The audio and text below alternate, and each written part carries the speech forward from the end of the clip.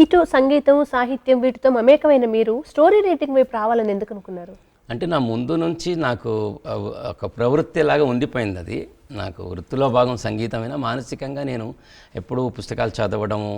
మా నాన్నగారు నాటక రచయిత, యాక్చువల్గా హెడ్ మాస్టర్గా ఉంటూ ఆయన మర్చెంట్ ఆఫ్ వెనీస్ నాటకాన్ని 1942లో ఆయన ఫస్ట్ తెలుగు ట్రాన్స్లేషన్ చేశారు. అప్పట్లో ఆ నాటకం చాలా పాపులర్ అయింది, మిత్ర విజయం అనే పేరుతో. మిత్ర విజయ నాటకం, అవునవును. మీరు నాకు ఇంగ్లీష్లో చెప్తే అది ఏదో ఐడియా రాలేదు, కానీ మిత్ర విజయం చాలా ఫేమస్. జంగా వెంకటశేషయ్య గారు మా నాన్నగారు, మాది కావలి.